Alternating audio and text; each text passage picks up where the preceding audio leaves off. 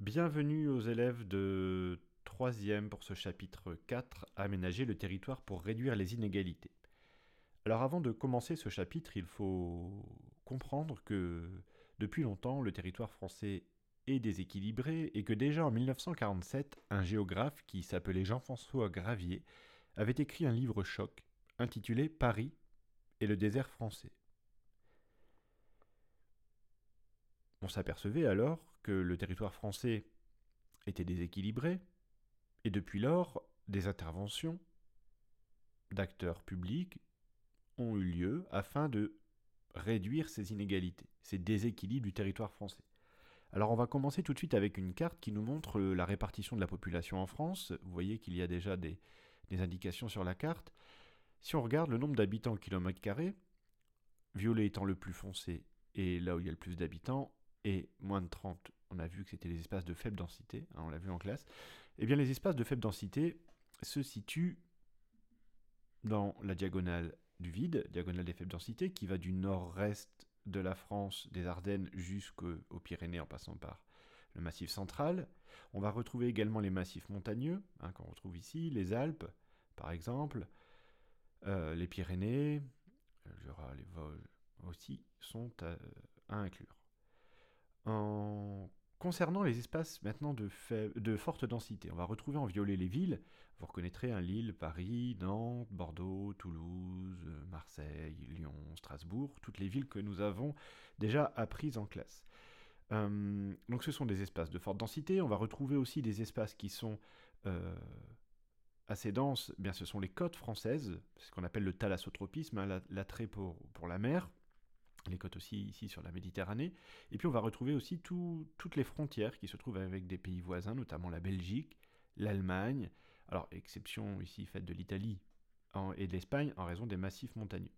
Donc très clairement déjà un déséquilibre très net du territoire français avec des endroits beaucoup plus peuplés que d'autres. Si on passe à la carte suivante, ici c'est la carte de l'évolution de la population par région. Alors on voit que la population croît, augmente plus vite au sud et à l'ouest de la France que dans le nord et l'est. Cela peut s'expliquer par plusieurs raisons. Déjà des emplois industriels qui sont peut-être plus présents dans le sud-ouest, et également des raisons tout simplement ce qu'on appelle des aménités paysagères et des aménités de confort de vie, l'héliotropisme, l'attrait pour le soleil, et le thalassotropisme, l'attrait pour la mer. Ce qui fait que la population évolue plus vite au sud-ouest qu'au nord-est. Donc encore une fois, un déséquilibre très net du territoire français. Ces déséquilibres, on ne va pas faire ici chaque région, on va en faire quelques-unes, mais se retrouvent également dans les entreprises industrielles en France et le nombre d'entreprises qu'il y a par région.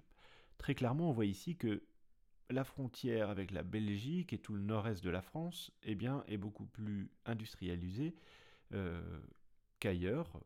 On va retrouver ça dans certaines régions. Alors ça s'explique historiquement, puisque le nord-est était une région historiquement minière et industrielle par le textile.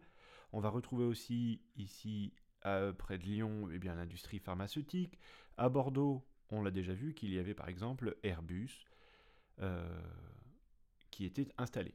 Donc encore une fois, des déséquilibres manifestes sur le territoire français concernant maintenant l'industrie.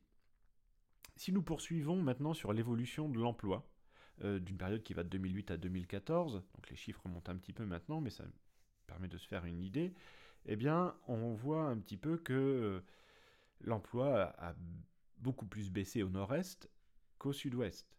Alors si on mettait en corrélation ces deux cartes, vous voyez que, en fait, elles se superposent quasiment. On voit que le sud-ouest attire la population, et c'est là où il y a moins de chômage, peut-être parce qu'il y a plus d'emplois, pour les raisons d'aménité qu'on a déjà évoquées. Mais encore une fois, peu importe, il y a des déséquilibres sur le territoire français. Ces déséquilibres, on va les retrouver également selon qu'on habite dans un espace situé à proximité d'un centre urbain ou assez éloigné. On le voit par exemple ici avec des centres hospitaliers qui étaient menacés de disparition, et qui fait que selon l'endroit où on habite, on serait plus éloigné des services là, hospitaliers, mais qui pourraient être tout simplement des services publics. Repensez aux vidéos qu'on a pu voir, notamment Camini, sur Marly-Gaumont, sur Gauvin Serre, la chanson de Gauvin Serre qui parle des paumés, de ceux qui sont loin de Paris, eh bien on retrouve aussi le fait que selon qu'on habite à proximité ou pas d'un centre urbain et de la taille de ce centre urbain, eh bien on a accès plus ou moins à des services publics. Même à l'intérieur des villes, et c'est la dernière chose que je vais évoquer ici, même à l'intérieur des villes, selon qu'on habite en zone urbaine sensible, en banlieue ou dans le centre-ville, eh bien les taux de chômage seront beaucoup moins élevés. Donc, encore une fois, même à l'intérieur des villes, entre centre et banlieue, il y a des déséquilibres. Et donc, pour toutes ces raisons, pour tous ces déséquilibres, il va y avoir des actions d'aménagement du territoire nécessaires. Donc c'est sur ce que vous allez travailler dans le cours qui vient, avec un arrêt sur le Louvre-Lens et la région Nord-Pas-de-Calais, pour comprendre l'intérêt de l'aménagement du territoire. Voilà, bon courage à vous et bon travail.